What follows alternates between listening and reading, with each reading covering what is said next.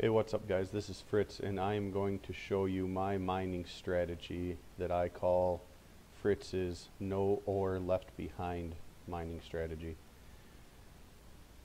I'm the type of person that when I mine an area, I like to know that I've gotten every single ore. So for people that are looking for the most efficient way to find ores, this is not quite the correct strategy, but if you're the type of person that wants the most efficient way to know they got every single ore in the area they mined, then this is the perfect strategy for you. I don't like to go off the basis of some mining strategies where they use probabilities to say the odds of me missing an ore are very, very rare. I like to just know that I got them all. Those other strategies are actually better for finding ores, but when I mine, I do a lot of mining and I like to know that I got every single mine in that area before I move on to another section. So this is essentially the template that I use just to kind of compare. Another template that I see quite often is more like this.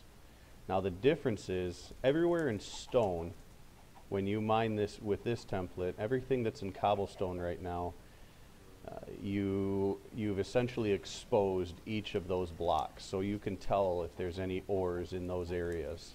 Anywhere where there's obsidian are blocks that are left unexposed, so there could be ores in those areas and you may have missed them.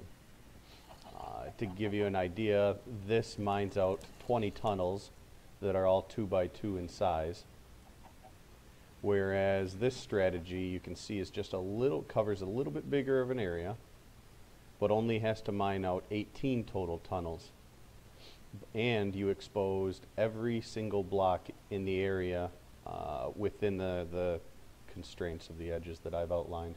So the obsidian is the only areas that are left unseen. So if you start with this first level down here at bedrock and you start mining on levels 6 and 7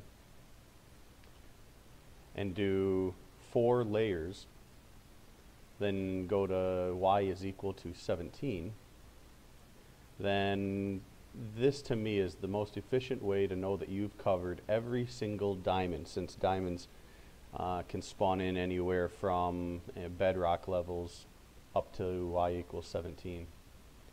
So essentially, by the way this pattern works is you do a 2x2 and then you skip a 2x2 and then you mine a 2x2 and skip a 2x2, which is pretty simple and straightforward. Actually what I'm going to do is I'm going to start from the top, because I always recommend when you're mining for ores, start at the top, at the highest level you want to mine, and work your way down. And the reason is 2 reasons. One, it's easier to deal with lava when you're starting from the top, because you can either fill in or use water to create obsidian, or kind of the way I like doing the best is fill buckets up with lava, keeping a bunch of buckets on you and filling them up with lava. The only issue is that ends up taking up quite a bit of your inventory, but when you hit a pool of lava, a lot of times you're going to have quite a bit of lava, and it can kind of be a pain to try to fill it in with stone or something different. So anyway, you start, mine a 2x2 area and skip a 2x2 area, and keep doing that as long as you want to go. When you create the tunnels, I like to go at least 100 blocks in for each tunnel deep. I try to go, usually I tend to go more towards the 150 to 200 block range as far as the depth that I'll take each tunnel down before I move on to the next tunnel. When you start your second layer of mining, what you'll do is skip 1 block, just like you see here, and then offset it by 2x2. And then you just basically repeat the same pattern. And the reason is, as you can see, all of these blocks right here are exposed from this tunnel. And so, actually, let me grab some torches. Might be able to show this a little bit better here. I apologize, I should grab them beforehand.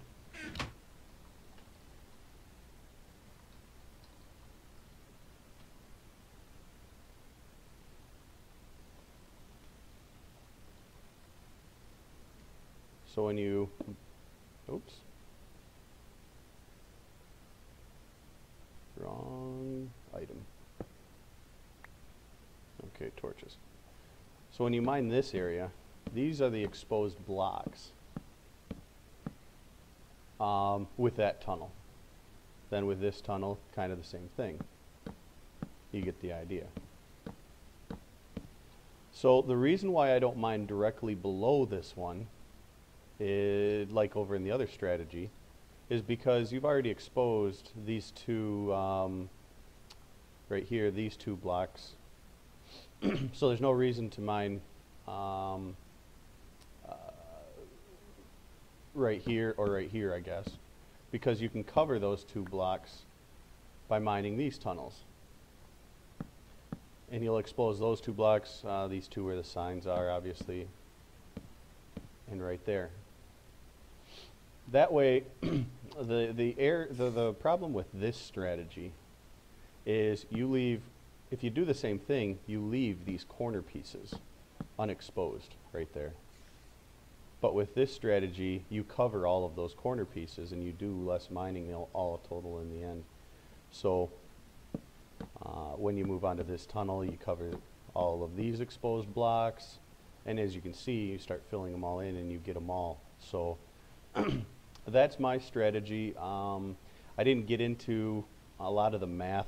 The way that I developed this strategy was basically starting off on graphing paper and trying a few different things, and I was finding that trying to mine a 3x3 or a 4x4 area, or even rectangular shapes, 3x4, 4x3, 2x3, were just becoming more and more inefficient. And I realized that a 1x2 or a 2x2 was going to end up being more efficient, and then this is the strategy that I landed on. I didn't get into any of the math or the probabilities or limit functions because I figured most people that are going to be watching this are probably not going to care or not be able to follow it anyway. If I get enough people that want me to go through that, I can develop the limits to kind of prove that this strategy is going to work better than a lot of other strategies that you see out there. Like I said, the other strategies generally make the assumption that you want to just find the most ores for the time that you spend mining.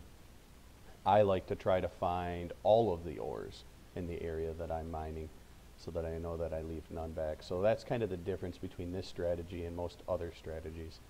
If you have any questions, just leave me a comment, or you can join this server. I'll put a link in the description down for this server if you guys want to join.